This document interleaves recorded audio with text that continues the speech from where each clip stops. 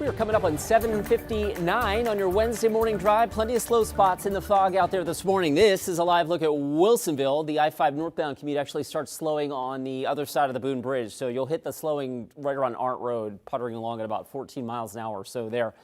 Switching gears again, all of our cameras here show some fog in some cases. Here on the west side, it's not quite as thick, but the inbound Sunset, nonetheless, very, very slow coming in from Murray Boulevard. And last but not least, quick check of the I-5 commute. That has been plugged up for a little while now. Earlier crash near Marine Drive out of the way. We're still looking at almost 40 minutes to get you in from Main Street. Rod?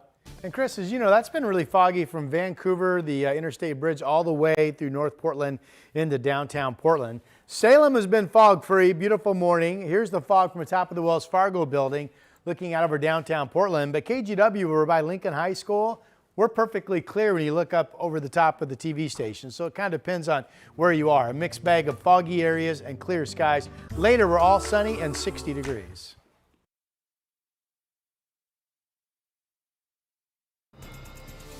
Right now on KGW Plus, class is canceled at Wilsonville High School today after the district says someone wrote a threatening message inside a boys' bathroom stall. Plus, they actually think that what's been going on here can be viewed as a type of rebellion. The legal fight over the National Guard's deployment to Portland, not over yet. Details on the latest decision from the Ninth Circuit Court of Appeals. Then, Jamaica's gone through what I can call one of its worst periods. Our infrastructure has been severely compromised. we are continuing to track Hurricane Melissa and the destruction left in its wake across the Caribbean. And later, whenever there's group feedings, he tends to monopolize and get his fair share before the girls can come in and eat. So he definitely thinks he owns the place. The Lion King of the Castle, talking about Zawadi right there, the only male member of the Oregon Zoo's lion family.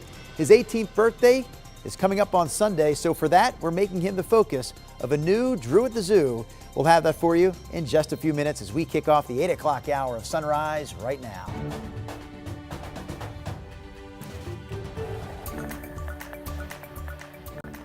good morning, and thank you for joining us live at 8 o'clock. I'm China Green. And I'm Drew Carney. Chris McGinnis and Rod Hill also here. And I got to say, Chris, Say it. Rod is the man this hour. We've got his winter outlook, the much talked about, much anticipated winter outlook coming your way at 8:45. Yeah, coming up, 44 minutes away. How about that? So I hope you can stick around. If you won't be here at about 8:45, later today you'll find this on all of our KGW platforms, including a longer version live on this channel, KGW Plus, at 12:30 this afternoon. All right, we've got showers right now east of Longview. Otherwise, the showers are finally starting to fizzle out. So mostly we are dry, fog-free in Salem. It's been that way all morning. But fog into downtown Portland is still really thick if you're coming along I-5. According to this, you can't see across the river to the downtown cityscape. But when you get on the other side of 405 where KGW is, it's actually fairly clear. So it really depends on where you're at this morning. Temperature is not an issue. That's at 48 degrees. We will be sunny later this morning. The noon hour temperature 55, and later on just like that, beautiful, sunny, and 60 degrees. Here's Chris. We'll look forward to that sunshine when we get it. For now, fog and some slow spots out there for sure on the freeway. Here's one of them. This is I-5 at Wilsonville Road. And actually, the speed sensor that I slapped on here is actually on the other side of the Boone Bridge. So for folks coming in from Highway 551 and Arndt Road, there's about 1.5 miles, 2 miles of some pretty thick congestion from there. It tightens up again there, 205. Also on the other side of town, so the drive out of Clark County hasn't been much of a picnic this morning either. It's pretty foggy. We had some earlier trouble near Marine Drive. That's out of the way, but the drive time now is right around 36 or 38 minutes to get you in from Main Street to the Fremont. And last check over on the west side, that is a slow eastbound Highway 26 commute. That's out near Murray Boulevard. Right now, the trip in from Hillsborough at last check, averaging about 33 minutes now to get you in from Brookwood Parkway. Drew? All right, thank you, Chris. We want to get back to the breaking news we've been following this morning in southeast Portland. We know one person is dead after a house fire on southeast 124th near Powell. Thomas Schultz joins us live from the scene. So, Thomas, what are you learning? Yeah, well, guys, I mean, investigators are still here on scene, just in that house, scoping out exactly what happened here. Still a lot unknown. We're going to pan up to the roof here where you can see it looks like they actually went into this home through the roof. You can see the hole that it appears that firefighters cut out in the roof. Once again, one person is dead, fire officials tell us, after this fire. You can also see in the doorway of this house here on Southeast 124th, there's fire crews just in there looking at what possibly set this fire, what happened, just the first preliminary stages of this investigation as they're just starting to figure out exactly what happened here.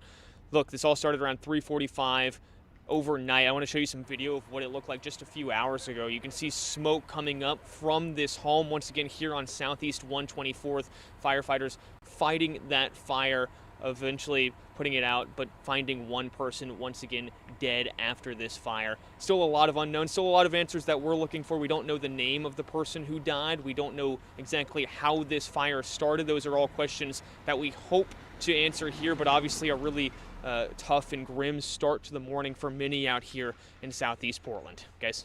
Our Thomas Schultz reporting live for us. Thank you, Thomas. Class is canceled today at Wilsonville High School after reports of a threat. Last night, the district emailed families about a message written inside a boy's bathroom stall referencing the use of a weapon at the school today. The district says law enforcement does not believe the threat is credible, but officials decided to cancel school as they investigate and try to identify who is responsible. Other schools in the district are not affected. And with the Ninth Circuit Court agreeing today for this reconsideration and putting a stay on the other three-court judge is just one more important note to the nation that we're doing everything right. That was Portland Mayor Keith Wilson after the Ninth Circuit Court of Appeals reached a new decision which halts the deployment of National Guard troops to Portland for now. Now, the Ninth Circuit agreed to rehear the case, essentially throwing out last week's split ruling by 3 judges that greenlit the troops. Now, judges will take another look, though there's no timeline for when that will happen. Meanwhile, the lawsuit at the center of all this, Oregon and Portland fighting the Trump administration decision to deploy the troops, is set to go to trial later today. During that trial, the city and state aim to prove that bringing National Guard members to Portland is not the right response to what's been happening at the city's ICE facility. Portland police are also expected to testify about federal agents using excessive force outside the ICE facility. Oregon Attorney General Dan Rayfield says the case goes beyond local control and is really about checking presidential power. The federal government, meanwhile, argues that the president's actions were justified, pointing to violence against officers and damage to federal property. Legal experts say this case is far from over at this point, and it could help define just how far a president's power can go when it comes to sending National Guard members into U.S. cities. What will happen then is whoever does not succeed on the merits will then appeal that decision to the Ninth Circuit and then possibly also at some point to the Supreme Court. Again, this trial will start today. It's expected to last 3 days, but we don't know how long it will take to get a final ruling. In the meantime, the temporary restraining orders blocking National Guard deployment to Portland remain in place. Hey, new this morning, we are tracking multiple earthquakes off the Oregon coast. According to the U.S. Geological Survey, the largest was a 5.4 magnitude that occurred just about after 7 a.m., about 250 miles off Oregon's coast. No tsunami warning has been issued. Hurricane Melissa made landfall in Cuba just after midnight as a Category 3 storm with winds up to 120 miles an hour.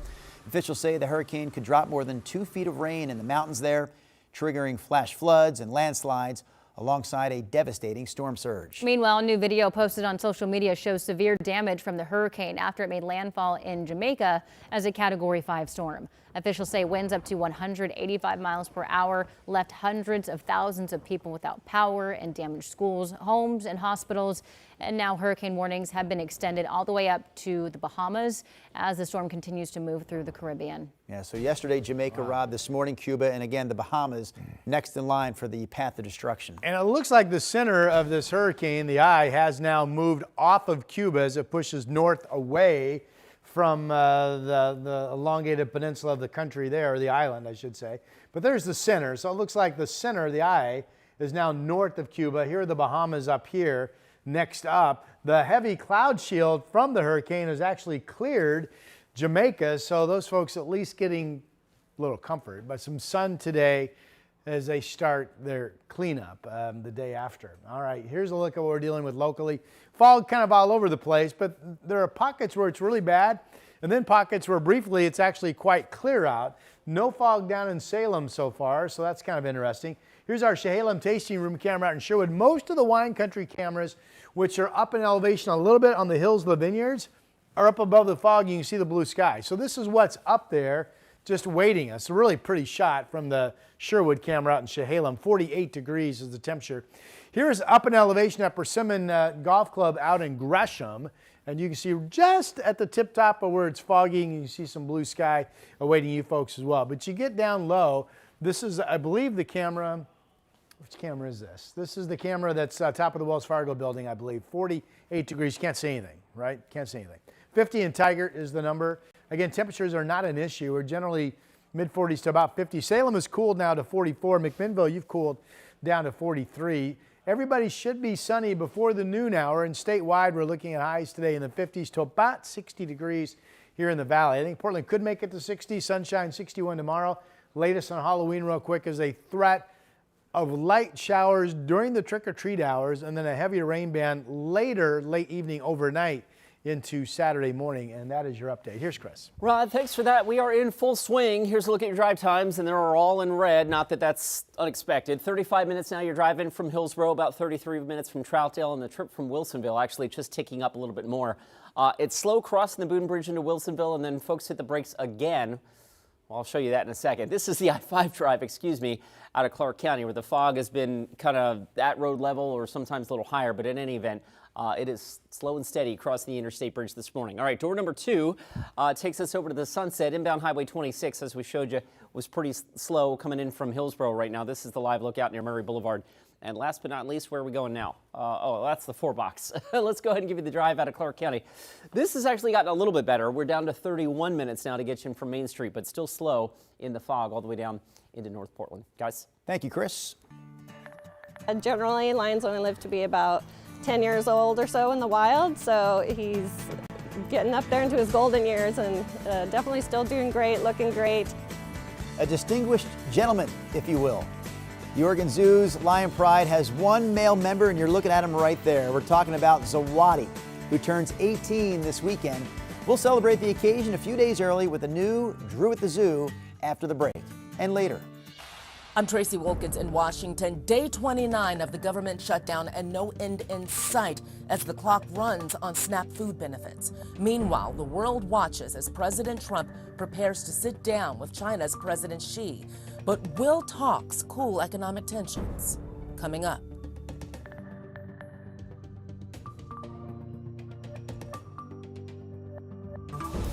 The KGW Plus TV app, streaming 24/7.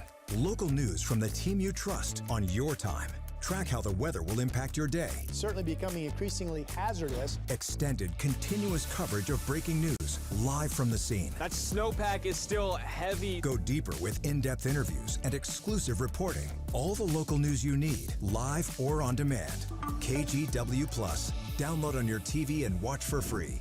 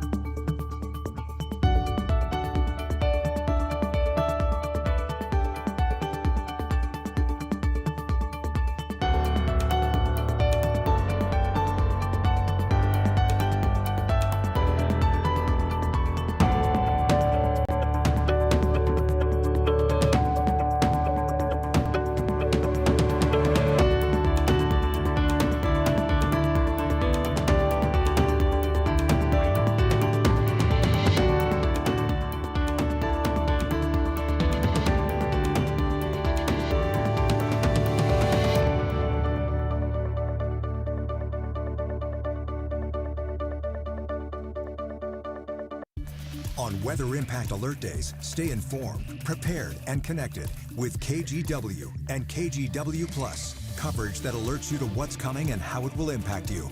Watch extended weather coverage on KGW Plus.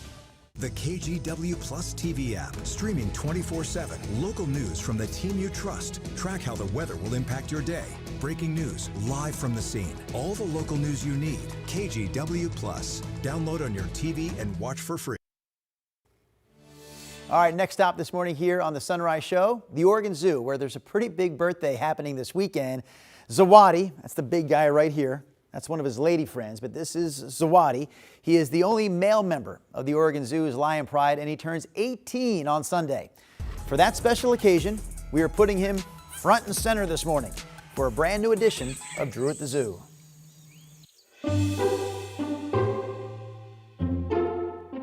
For his birthday, we're gonna give him some fun stuff, and today we're gonna give him some rhino poop, which they really enjoy. They like to smell it and roll around in it. We're gonna watch them investigate the poop. That's one way to celebrate a birthday, and 18 is a pretty significant one for Zawadi, especially when you consider that lions in the wild typically only live to be 10 or 12 years old. He's now one of the oldest male lions at any zoo in North America. And yes, even the king of the jungle can show signs of slowing down. We took some x-rays or radiographs, and we noticed that he has some changes in his spine that lead to reduced ability to use his hind legs, reduced ability to stretch his neck, and just be able to live his best life and move around. So what do you do to help an aging lion? You get creative. One of the ways that we can do that is we do cold laser therapy, which is a low-level light that helps to reduce pain and it helps to reduce inflammation. And our veterinary technicians have also worked with our keeper staff and our facilities and maintenance team to be able to safely place a cold laser therapy probe on a lion while he very comfortably accepts treats and put them on those hot spot areas. So we really can slow down that process. Also, we've added some ramps to the exhibit so that he can get up and down to the rocks easier if he needs to. Zawadi's definitely one of my favorite lions. He always has been. He's a real big sweetheart. He's a very sweet boy to work with. Just really smart, really good at training. So he's definitely one of my favorites. The shot on the top of the rock, right? The classic kind of Lion King. Well, that's a big part of the story now. They've added steps so that he can. He loves to perch himself on that big rock. Yeah. But now he needs help. It's kind of sad. He needs help from the steps to get up to the rock. Aww. But he's still the king of the jungle in the Oregon Zoo. Yeah. Zawadi. That's awesome. All right. I'm looking at you, but I can't help but see your breakfast sitting there behind the computer. Well, you got toast? Is that raisin toast? It smells raisin great. bread toast, I like and raisin then toast. some cottage cheese, which I know you don't like. We sit up here for 4 hours straight. I have to eat something. There must be a splash of cinnamon on there because it smells good. It's like cinnamon raisin. You put the cottage cheese on the toast or no? Yes. You do? I do. Okay. All right. I like cottage cheese. Well, now that we know my breakfast. Ryan Matthews is bored out of his mind. He's our director saying, let's go. Smell it. So look at showers still coming inland. Mainly this activity's been up north of Portland and north of Vancouver. The rest of us have been dry this morning and will be dry moving forward. No fog in Lincoln City. In fact, that is an increasing sunny morning from Schnookwiz Casino Resort, 47 degrees. Sunshine this morning from the Oregon Veterans Home camera in the Dalles looking at the dam and, of course, the Columbia River. And here is the Chehalem Tasting Room camera in Sherwood, one of our pretty cameras. You see a little shallow fog just kind of laying down, but basically up in elevation at all out in wine country, the cameras show beautiful sunshine. That's the case in Chehalem. The fog's not that bad getting up in elevation over the West Hills. The Oregon Zoo camera, 48 degrees is the temperature. We do have dense fog coming in from Vancouver, the I-5 bridge through Delta Park into downtown Portland. 47 is the number out at the airport. Again, Salem's mainly clear and 44. One cold spot this morning is Burns, 26 degrees. If you have fog, you folks have had lingering showers up around Longview. All of that will be going away during the morning hours. And by noon, we ought to be beautifully sunny all areas. And then we have a nice, totally dry day tomorrow with maybe some passing mid to high level clouds, but kind of a partly to mostly sunny Thursday expected as well. Then we wake up getting into Halloween. Might be some early sun, but otherwise Halloween looks cloudy, but dry going into the afternoon. The question is, will we have any rain during the trick-or-treat hours? Now, this shows that there could be significant rain right at dinner time as the trick-or-treaters are heading out in Tillamook up into Astoria and even over into Longview. So the question becomes, could Portland have some light showers out ahead of the main rain band during the evening hours on Friday? I think it's at least a possibility, but the heavier rain band is going to be coming in, it looks like, overnight And then you wake up Saturday morning, it'll be pretty wet outside. It will have been raining much of the night and still raining when you get up Saturday. All right, back to today's forecast. Trying to get up to about 60 with sunshine developing. It's already sunny down in Salem. Portland's trying to lose the fog. We should do it later this morning. And if we do it soon enough, we could get up to 60, 61 tomorrow. We talked about Halloween. We talked about a rainy Saturday, especially the first half of the day, then a scattered shower threat on Sunday. Hey, stick with us because at 8:45, my winter outlook. But for now, here's Chris McGinnis. Nailed it the last couple of years. Look forward to hearing more in that in just a little bit. Rod, thank you. Let's pick it up in Clark County. Again, there's the fog. Also looks like we might have a fender bender right now on the ramp from SR 14 westbound to I-5 south. I mean, it's foggy enough that we can't quite make it out, but right there is the ramp from SR 14 westbound to I-5 south. In any event, that drive is still quite slow this morning across the interstate bridge, right around 30 minutes or just shy of that to get you in from Main Street. Switching gears over to the Sylvan Hill, this is eastbound Highway 26. Well, both directions running a little slow. This is just west of Sylvan. We're slow climbing that hill. We're slow coming up over Capitol Highway near Breeze Hill, of course, near the PCC Sylvania campus. And over on the east side, this is a look at Interstate 84 out in Providence Medical Center. That too, of course, thick. We are in full swing right now. The trip from Wilsonville, right around 40 minutes to get you into downtown. China? Thank you, Chris. We are gearing up for the 2026 Winter Olympic Games, which kick off in February. More from some of the Team USA's top athletes, all looking to take home that gold after this. The KGW Plus TV app, streaming 24/7. Local news from the team you trust. Track how the weather will impact your day. Breaking news live from the scene. All the local news you need. KGW Plus. Download on your TV and watch for free.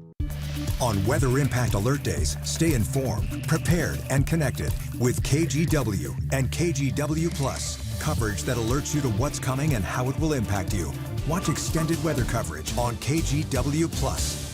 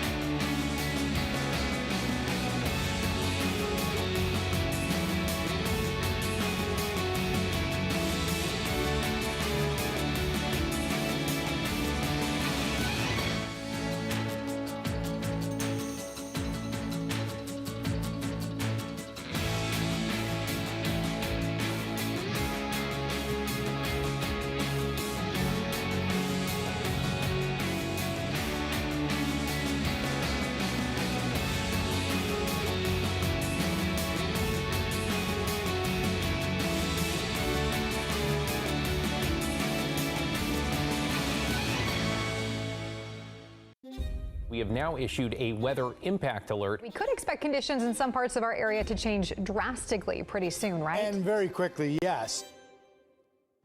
This is significant rainfall coming our way. You'll definitely want to be extra cautious. It's certainly becoming increasingly hazardous. We've got the potential for some tree limbs or even trees or power lines to come down. Of course, when you hear thunder, it's always best to take cover. On Weather Impact Alert Days, stream extended coverage on KGW Plus. All right, some big news earlier this morning. President Trump and South Korean officials announced the trade deal that includes $350 billion worth of investments in the U.S. The president is in South Korea today, part of his week-long visit to Asia. And tomorrow, President Trump meets with China's president. But back at home, still no signs of a deal to reopen the federal government. NBC's Tracy Wilkins has the latest from Washington, D.C. South Korea, the last stop on President Donald Trump's tour of Asia as he prepares to meet with China's President Xi. Trump is saying a new era of trade is on the horizon, offering some optimism after months of a tense trade war with China. The world is watching to see if talks between the two world leaders can cool tensions. You know that President Xi of China is coming tomorrow here, and we're going to be, I hope, making a deal. I think we're going to have a deal. I think it'll be a good deal for both. But in the U.S., the government is far from a deal that will end the government shutdown. The motion upon reconsideration is not agreed to. The Senate failed to advance a Republican-backed funding bill yesterday. As we enter day 29, both parties continue the blame game. And so 42 million people are going to suffer because they're playing political games. 25 states and the District of Columbia are suing the administration to prevent SNAP food benefits from running out this week, arguing that the USDA is legally required to keep using emergency funds. I challenge Republicans to support use of contingency funds for SNAP benefits. What Donald Trump is doing, and Republicans in Congress are supporting him, is making this shutdown as cruel and painful as possible. This as furloughed federal workers struggle without the checks they earned. I'm simply a federal worker trying to do a job and bring home a paycheck for my family. My utilities come, they're due. My car note is due, my insurance is due.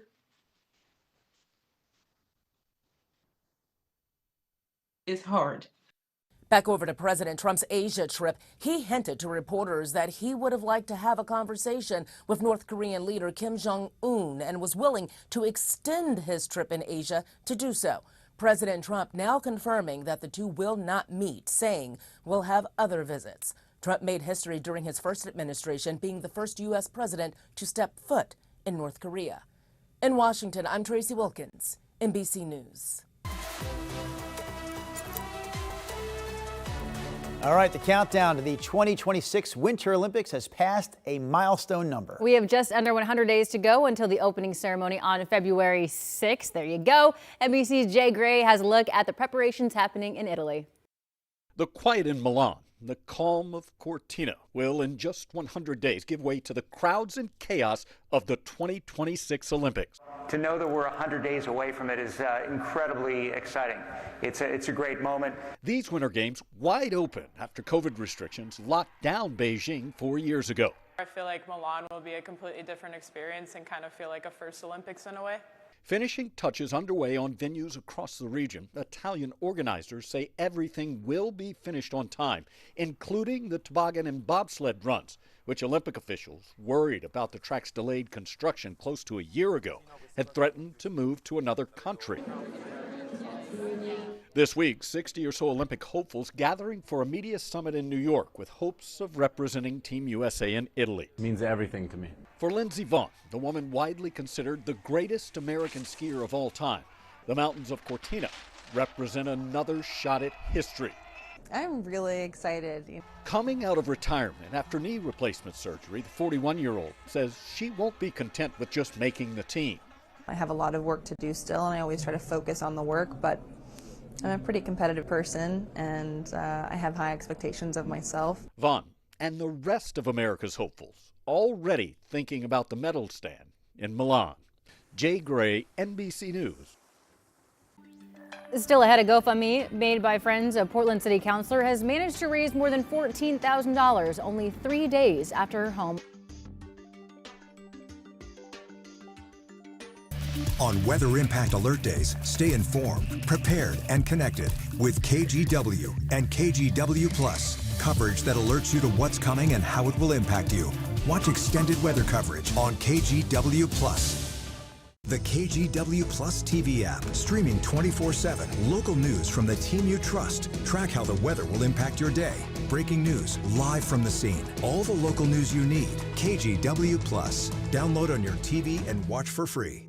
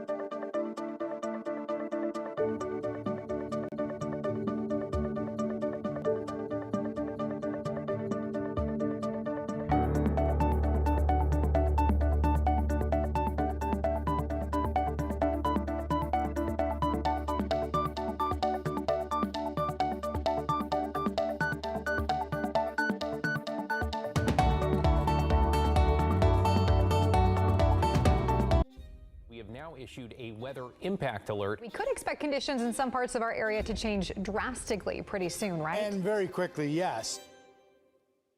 This is significant rainfall coming our way. You'll definitely want to be extra cautious. Certainly becoming increasingly hazardous.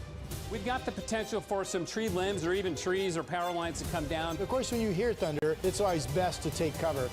On Weather Impact Alert Days, stream extended coverage on KGW+.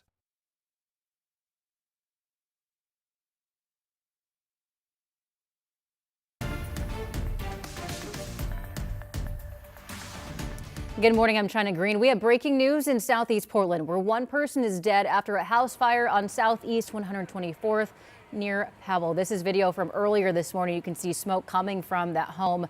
We are working to get more information about what started the fire, and we'll bring that to you as we learn more. Headed over to Rod Hill now for a look at weather. All right, sad story there, China. Thank you. We do have beautiful blue skies up above the fog. Here's our Timberline live camera this morning. Now we're under in the fog, if you will. I-5. You can see the river, which is an improvement. Still can't see downtown Portland, so very foggy driving in from Vancouver this morning, 48 out of PDX. There are clear spots, especially down in Salem. There hasn't been any fog reported this morning. Portland should be sunny before noon, 55 degrees, 60 at 5 p.m. And we have more dry weather coming tomorrow, 61. There's east winds tomorrow, by the way. And then right now we're tracking a return potentially of some light showers for the trick-or-treat hours of Friday. Heavier rain Friday overnight into the morning on Saturday.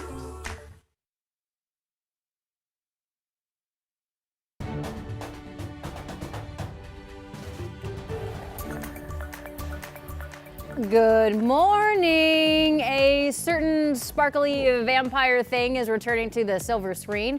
The Twilight Saga is back in theaters in honor of the 20th, oh my God. Yeah, 20 years. 20th anniversary of Stephenie Meyer's first book. The 2008 film, it started it all, returns today and runs through November 6th. While the sequels roll out each day from October 30th through November 2nd. So I just have to know, are we Team Edward or Team Jacob? I'll tell you right now, what we just watched, what we're watching here is the most I've seen from any of the Twilight movies ever. It really is. I mean, I remember it was a big thing. Okay. And I remember there was a Team Jacob. I couldn't remember the other guy's name. Edward. Okay. And you were into this? Yeah. Really? 2008, I was like a junior in high school, and that was like Same. all the You mean you had a daughter that was a junior in high school at that time? So what was the better team? What team were you on? I was Team Edward. Why? Because he was a vampire, and he just seemed... Like he had a nasty streak to him. Yeah. Okay. Yeah, bad boy. You like the bad boys, do you? Of course, cool, How about because this they guy? shot, Okay. you know, different chunks of that movie they shot here. Yeah, no, there was definitely an Oregon theme. Forks. Yeah. I say, of course, I don't know anything Yeah. about the movie. Forks, I really Washington, don't. right? Yeah. Forks, Washington? Is that a little town? Forks. Forks. In And St. Helens. Yes. Thank you. Yes. Well, this was fun. This was very fun, China. We're not cool. What's the movie called again? Twilight. Twilight, thank you. Oh my God. You guys. Have you noticed this fall? You know, we've had enough rain at times in over the last month that our fall foliage has really been pretty. I mean, especially this camera, the fall foliage from looking at the state capitol has just been amazing. Look at the deep reds on the bottom of your screen. Obviously fog-free here, beautiful sunshine. 44 is the number. Different setup in Portland where it's really foggy this morning, dense fog. 48 is the number out at the airport. All foggy areas should be out of here later this morning, and then at noon, sunshine, 55. It is clear blue just up above the fog currently, so we'll get the sun eventually, and we'll warm up to about 60 degrees. This will become a sunny day, all areas of our state, by the way. Low to mid-50s out east, but 57 in Madison Bend, and then upper 50s to about 60 from Kelso all the way down to Eugene. Our Snook Winds Casino Resort camera is showing sunshine at the coast right now, so that's going to be really nice as well. 7-day forecast, more dry weather tomorrow. There's an east breeze tomorrow. It could be gusty at times to at least 30 coming into parts of Multnomah County out of the gorge. And then the latest on Halloween, a dry morning into the afternoon, but by evening, trick-or-treat hours, at least a chance for some light showers with a heavier rain band overnight, and then still raining when you wake up Saturday morning. May or may not be a scattered shower on Sunday. And as your update, hey, 8:45, Yes. Chris. Coming up shortly, my Winter winter outlook. outlook, sir. Yes. Yes, we will look forward to that. We already got a little preview of it earlier this morning, and of course, Rod's going to have the big mega version available for streaming later today as well. The fog available right now on I-205. This is over near Johnson Creek Boulevard. There's your northbound commute. slowly slipping northward between Powell and I-84. Meanwhile, over on the Clark County side of things, we're still pretty thick at the Interstate Bridge, that drive in from Main Street to the Fremont. Do we have it? Yes, 38 minutes. So it has gone back up here in the last little while. Also across the freeway system, the drive in from Hillsborough about 30 and the trip from Wilsonville 42 minutes. I don't have any crashes on the northbound I-5 commute, but it's just a real thick drive through Tualatin and again, your Capitol Highway. Drew, back to you. All right, thank you, Chris. We want to get back to the breaking news we've been covering here for the last few hours. It's in southeast Portland, where one person is dead after a house fire on southeast 124th near Powell. Thomas Schultz joins us live from the scene. So, Thomas, what are you learning out there? Yeah, well, guys, fire investigators have been here all morning long now inside the house, just investigating how this all started. You can see up on the roof, there's a hole where it looks like fire crews actually cut into the home hours ago. Of course, you can see, I don't know if you can see them right now, but at the doorway as well, fire crews and investigators have been going in and out of the home all morning long. Restoration crews are also here on scene, just waiting to be able to restore this home to some semblance after a person has died, according to fire officials who were on scene here this morning investigating this fire. I want to show you some video of what it looked like earlier this morning. You can see those crews fighting this fire, smoke coming up out of this home.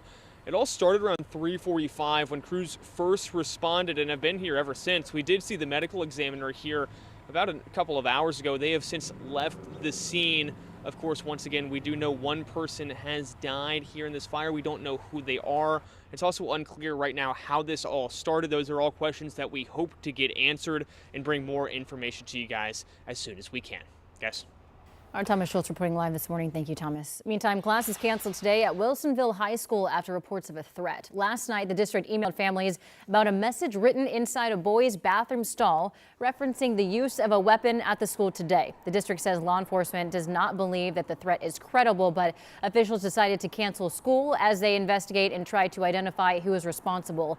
Other schools in the district are not affected.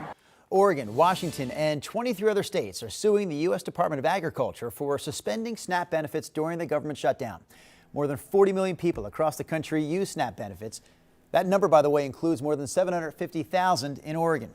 State Attorney General Dan Rayfield calls the decision to suspend SNAP both cruel and illegal.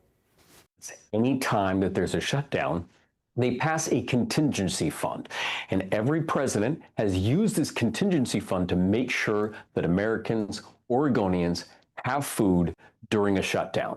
This is the first time in our country's history where we've had a president who said, you know what, I'm going to use food benefits for a political tool. The Department of Agriculture, meanwhile, says those funds are not legally available. TriMet in the headlines this morning because it's making significant cuts starting next month and continuing over the next 2 years. The agency says a potential $300 million deficit is the reason for these cuts. Layoffs and fare increases also possibilities. TriMet is also conducting a survey to give riders a chance to weigh in on potential changes to things like bus routes and MAX train service hours. If you text the word TriMet, by the way, to that number on your screen, it's the old text line, 503-226-5088. We will text you back with a link to that rider survey, which closes on Friday, so you got to act fast. Time now is 8:36. Headed over to Chris McGinnis for a look at traffic and that fog out there. Yeah, so we'll pick it up at Sunnyside. Good play on words here. Sunnyside in the fog, right? So one of the things that I look at with this camera here is you see how the fog looks like it's brightening up a little bit. Rod's been talking about how the fog is pretty shallow, so that would indicate hopefully a fairly soon burn off of the fog. That said, that's 205 northbound right now, and those drivers have plenty of time to enjoy the colorful foliage on the side of the road there. This is up near Johnson Creek Boulevard. That's one of our slower commutes at this moment. I-5 from Clark County still slow over the Interstate Bridge as well. And as we bring up the drive times, you can see we are still in the thick of it here. 40 minutes to get you in from Main Street to the Fremont Bridge. And the trip out of Wilsonville, also one of our slower commutes, 40 minutes now from the Boone Bridge north to the Markham. Drew? All right, thank you, Chris. Just days after City Councilor Candace Avalos' home burned in a fire, community members are rallying around the city councilor. On a GoFundMe, friends of Avalos raised more than $14,000 in just 3 days to help her recover. KGW's Thomas Schultz has the details. The organizers of the GoFundMe actually turned off the donations after raising more than $14,000 in just several days. The money is intended to help Candace Avalos recover from this fire, help her replace some personal belongings, maybe help with a temporary rental car, even insurance and deductibles. Now, early Sunday morning around 2:40 a.m., Portland Fire responded to Avalos' home in southeast Portland. Investigators say a fire appeared to have started in a shed next to the counselor's home before spreading to her house and car. While authorities say they can't determine what caused the fire, Portland police say they don't believe Avalos was targeted. Investigators say there are no signs accelerant was used to start the fire. Avalos was able to get out of her home with her cat safely. We reached out to her office about the GoFundMe. They say while the GoFundMe campaign is entirely separate from the counselor's elected position, we are very aware there are rules concerning gifts to public officials. The counselor will provide transparency and accountability to fully comply with relevant rules related to gifts to public officials. On the GoFundMe page, which was created by a friend of Avalos, they are very clear that this is not any money that will be used for public goods or anything like that, or go towards any governmental campaigns or governmental reasons to use the funding. This is all strictly money to help Candace Avalos recover from that fire. Thomas Schultz, KGW News. All right, could we get more of this year? You'll want to stick around to find out. Next on Sunrise, Rod breaks down the weather that we could see this winter in his annual winter outlook.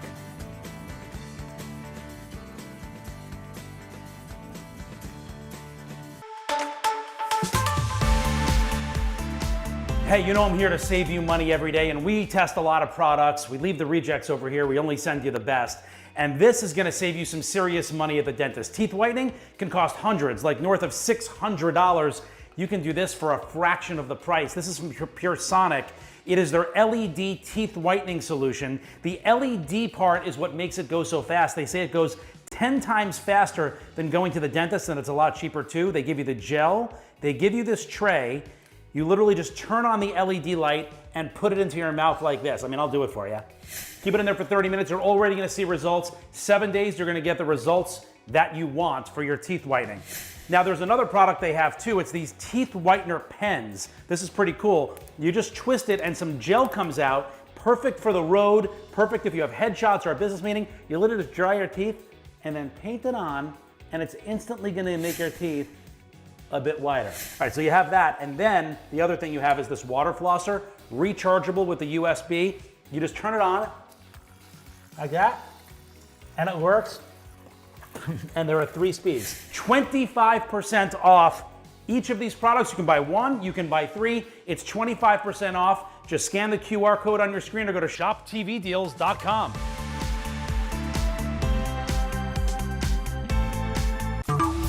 The KGW Plus TV app, streaming 24/7. Local news from the team you trust on your time. Track how the weather will impact your day. Certainly becoming increasingly hazardous. Extended, continuous coverage of breaking news, live from the scene. That snowpack is still heavy. Go deeper with in-depth interviews and exclusive reporting. All the local news you need, live or on demand. KGW Plus. Download on your TV and watch for free.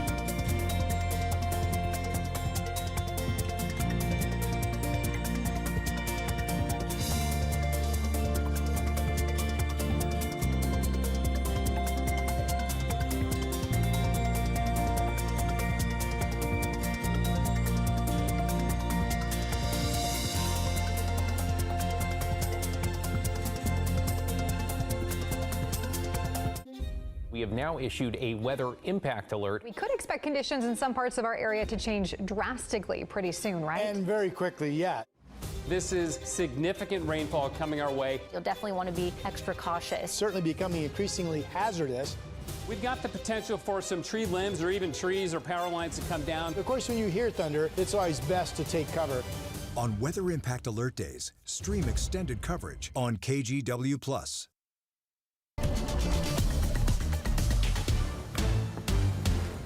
It is 8:43. We are taking a live look from our Timberline Skycam. Bluebird conditions up there, but that's not why we're so excited. It is a very special day here at KGW because it's Winter Outlook Day. Outlook Day. Let me ask you a question. Hey. No. Last winter, what do you remember? Big winter, not much happened, kind of warm, kind of cold. I remember we were put up in a hotel and we walked here in the snow uphill 3 miles to Anchor. But it wasn't that much snow. That was right around, I feel like that was February, but was that February? We got 3 inches of snow February 13th and 14th. Okay. That was the only winter event in terms of frozen precipitation all winter. We do have pictures of that. It was actually ice when you got down into Albany and Eugene, but for Portland, it stacked up to be, the reports were 1.5 inches to about 3. And the video makes it look like the beginning of a big snowstorm, but it wasn't. Now, the big story, my outlook 1 year ago was this. We came out boldly and we said, this was following a winter that basically had no snow Christmas week at government camp. We said the last winter would be one of the best early starts in years to the ski season, and it would be terrific going into the holidays, and we were correct.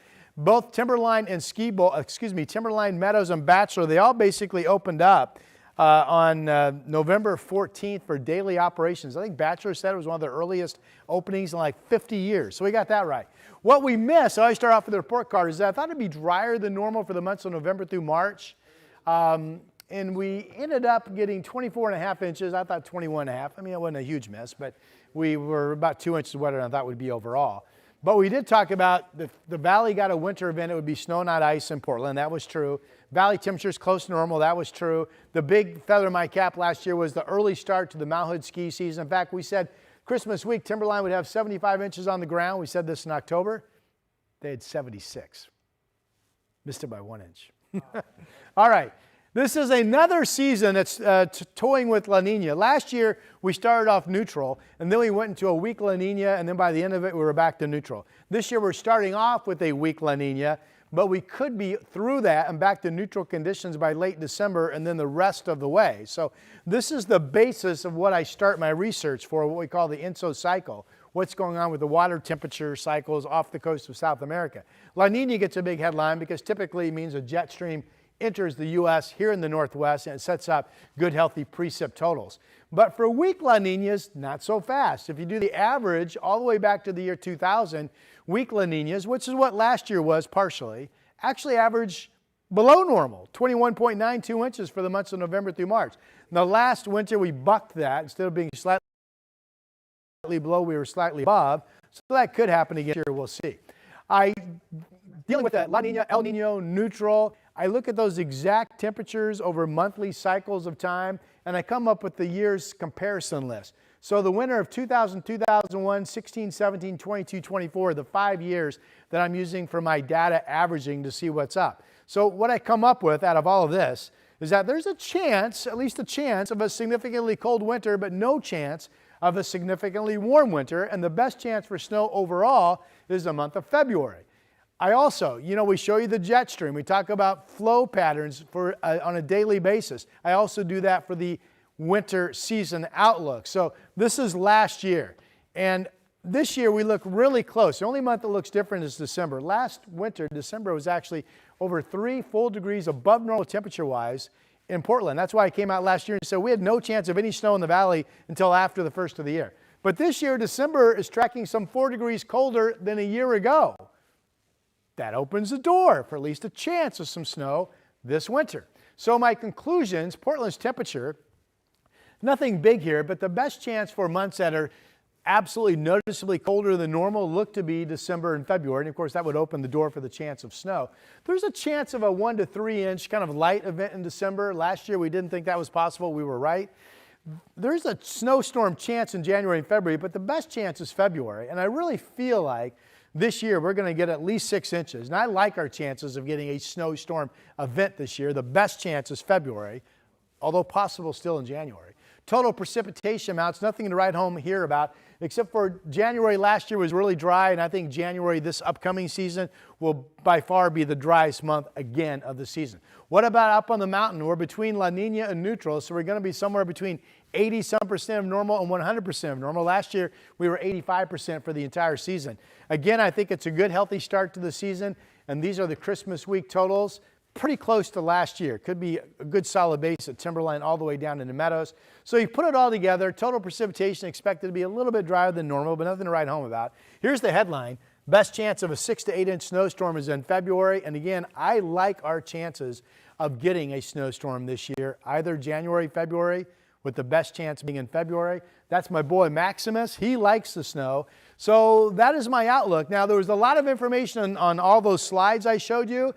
You can get this information on all of our KGW platforms later today. So you can take your time, you can digest everything that I very quickly went through, and we're going to have a longer extended version on KGW Plus right here live for you at 12:30 this afternoon. That's my outlook for this coming year. Well done. Well done. Well done. Keep the applause going into March, hopefully. And if you want to see that streaming thing he was talking about, you can only see that on our streaming app, KGW Plus. So you can download that for free on Roku, Amazon Fire, and Apple TV. But you're here right now, so I assume you know how to do that. Yes, and we thank everybody who is still here and doing that. And yeah, that'll be really, really interesting to hear the length of your discussion. All right, for the right here and now, it's still foggy. It's foggy and slow over the east side. I pointed this out earlier, though, over near Sunnyside. You see the low cloud deck? It seems to be getting brighter. Maybe an indication that it's thinning out just a little bit, but that said, the traffic is still pretty heavy from there up past Johnson Creek Boulevard. We're moving along at less than 20 miles an hour on that side of town. This is crawling along as well. This is I-5 near Breeze Hill, Capitol Highway. Your northbound commute heavy all the way into downtown. And at last check, it's still 35 minutes. Believe it or not, that's an improvement to get you from Wilsonville to the Markham Bridge. Thank you, Chris. Quick reminder about this year's KGW Great Toy Drive. It'll start next Monday, so this is the final week. This one right here, the final week for you to sign up to help us collect this year. We're looking for local businesses, local organizations, anyone really can be a collection site. Just go to kgw.com/toy, and when you sign up, we will send you the official Great Toy Drive Collection Kit. The KGW Plus TV app, streaming 24/7. Local news from the team you trust on your time. Track how the weather will impact your day. Certainly becoming increasingly hazardous. Extended, continuous coverage of breaking news live from the scene. That snowpack is still heavy. Go deeper with in-depth interviews and exclusive reporting. All the local news you need, live or on demand. KGW Plus. Download on your TV and watch for free.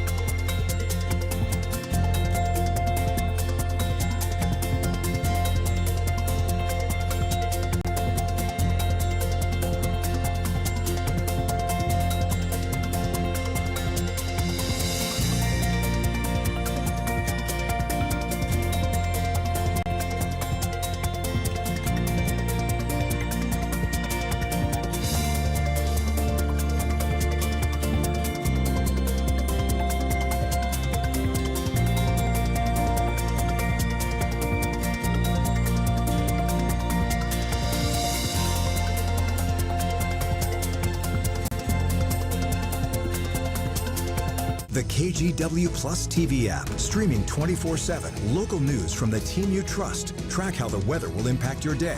Breaking news live from the scene. All the local news you need. KGW Plus. Download on your TV and watch for free. On Weather Impact Alert Days, stay informed, prepared, and connected with KGW and KGW Plus. Coverage that alerts you to what's coming and how it will impact you. Watch extended weather coverage on KGW Plus. All right, we're following more breaking news in the Caribbean this morning, where the death toll from Hurricane Melissa continues to grow. Officials in Haiti say at least 25 people are dead there from flooding caused by the storm. They're calling the situation in Haiti overwhelming and are pleading for help as rescue teams struggle to reach survivors. Meanwhile, that is more than 25,000 people in Jamaica are in shelters after Melissa left behind widespread damage there, including power outages. Melissa now heading north. Forecasters warning that the storm could bring even more deadly flooding to the region. And a wrap of our top stories this morning. Classes canceled today at Wilsonville High School after reports of a threat. Last night, the district emailed families about a message written inside a boys' bathroom stall referencing the use of a weapon at the school today. The district says that law enforcement does not believe that the threat is credible, but officials decide to cancel schools as they investigate and try to identify who is responsible. Other schools in the district are not affected. The Ninth Circuit Court of Appeals has reached a new decision which halts the deployment of National Guard troops to Portland for now. The Ninth Circuit Court agreed to rehear the case, essentially throwing out last week's split ruling by 3 judges that greenlit the troops. Judges will take another look, though there's no timeline for when that will happen. And Oregon, Washington, and 23 other states are suing the U.S. Department of Agriculture for suspending SNAP benefits during the government shutdown. More than 40 million people across the country use SNAP benefits, including more than 750,000 in Oregon. State Attorney General Dan Rayfield calls the decision to suspend SNAP both cruel and illegal. And the Department of Agriculture, meanwhile, says that those funds are not legally available. And right now we have clear skies in Salem. We have sun at the beach. We have sun over the Cascades, but we have fog in Portland. That will be going away during the morning hours. So becoming sunny, and if we get the sun soon enough, we have a chance to get up to 60 degrees. Nice day tomorrow as well. That looks good. This still needs some work. Our freeway drive kind of slow out there. I-205, the top 2 slides there. That's over near Sunnyside. Getting better there, but Johnson Creek Boulevard still heavy. Lower left-hand corner, that's the drive-in from Capitol Highway. Lower right, that's the Banfield. And you put them all together, and there's still a lot of red on the drive time maps. 31 minutes, the trip in from Troutdale right now. All right, one more story for you. It's about this. Aww. National Cat Day. Oh, today? Yeah, the perfect time to recognize your cat or cats, depending on how many you live with. About 49 million U.S. households own a cat. Cat ownership has actually been on the rise since the pandemic. National Cat Day organizers hope that this day will inspire people to consider adopting a cat to help ease the burden on local animal shelters. I will tell you, as cute as that face is, I remain uninspired. I've got the dog there at home. It's just not going to work out very We have well. a dog and a cat. So you do. Maximus lives upstairs. Coco lives downstairs. They each have their own floors. My kids would like a cat, too. We got a dog last summer, and now they want a cat. I'm just going to stick to the golden retriever. Yeah. Not all of us, Rod, have a house that can accommodate multiple animals. Yeah, on big multiple league. floors. The giraffes are on the side wing of the house. Yeah. There you go. That is your Sunrise Show on this National Cat Day, also known as Wednesday in these parts. We appreciate you watching right here on KGW Plus. We'll be back at you for a Thursday edition of the show tomorrow, starting at 5, and of course, wrapping it up at 9 o'clock again tomorrow.